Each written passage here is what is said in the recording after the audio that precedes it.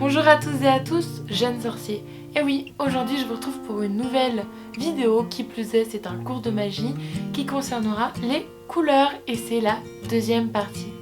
Donc je vous laisse découvrir tout ça maintenant. Je les connais toutes par cœur. Les couleurs, chantons les encœurs. La première couleur dont nous allons parler aujourd'hui, c'est le brun, ou sheiru en japonais.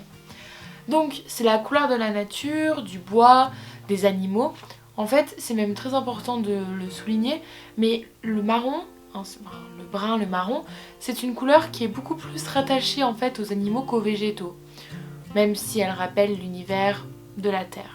En plus de ça, comme je l'ai dit, c'est la couleur du bois, donc cela fait souvent référence aux grandes forêts, aux grandes étendues sauvages. Donc le marron en fait c'est une couleur plutôt neutre qui est utilisée par exemple dans les rituels de bannissement.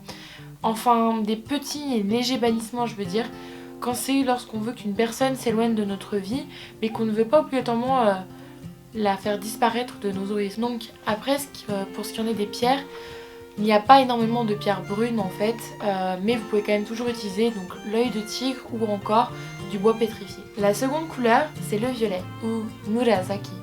Donc le violet ou le pourpre ou même encore l'indigo est une couleur très importante puisqu'elle symbolise le troisième œil lorsque l'on parle de chakra par exemple.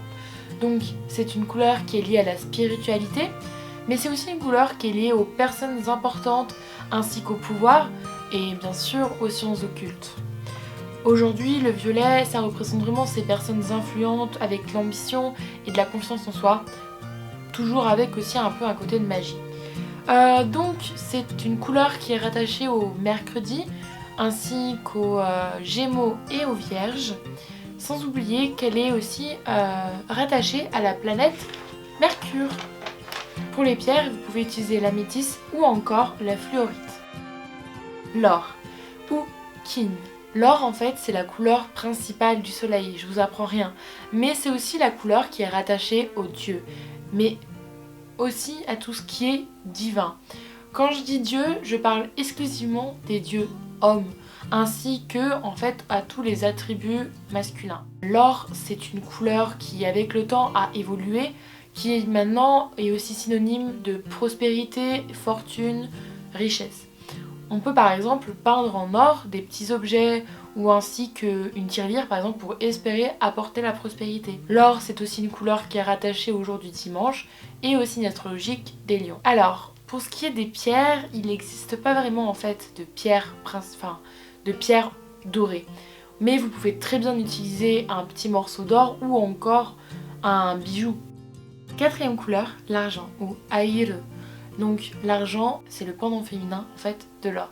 Donc si vous avez tout suivi, c'est la représentation de tous les attributs divins concernant uniquement les déesses, ainsi que tous les attributs féminins.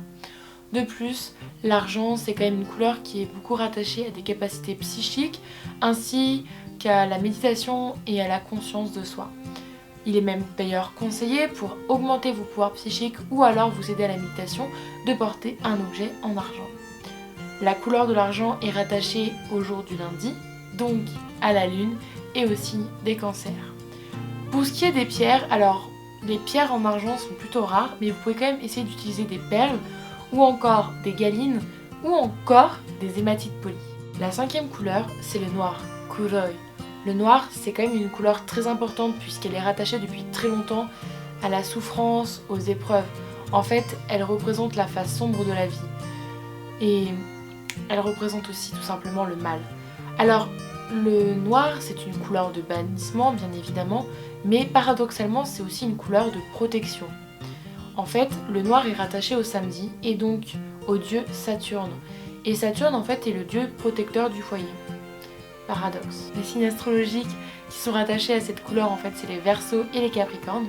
Et bien sûr, maintenant, les pierres. Donc il en existe plein, mais il faut savoir qu'elles sont extrêmement puissantes. On a donc le jet, l'obsidienne et l'onyx. Enfin, sixième et dernière couleur, le blanc, shiroi. Le blanc, c'est l'absence de couleur, là où le noir, lui, est le mélange de toutes ces couleurs. Ainsi, le blanc est la forme la plus pure des déesses. C'est aussi la synonyme, le symbolique de l'enfance, de l'innocence, de la pureté et de l'amour éthéré. C'est aussi lié à toutes les questions de spiritualité et encore de vérité, de sincérité. Donc, il y a des pierres blanches évidemment, mais les pierres translucides marchent aussi. Et alors là, on a toute une panoplie, que ce soit le quartz, que ce soit le diamant, que ce soit le topaze blanc, que ce soit encore la sélénite ou la calcite. Voilà, c'est la fin de la vidéo, j'espère que celle-ci vous aura plu et que vous aurez maintenant, grâce à la première et celle-ci, une large connaissance des couleurs. N'hésite pas à me mettre tout ça dans les commentaires ou encore de me dire ce que tu en as pensé. Moi, je serais ravie de les lire et je vous dis à très bientôt pour une nouvelle vidéo. Bye.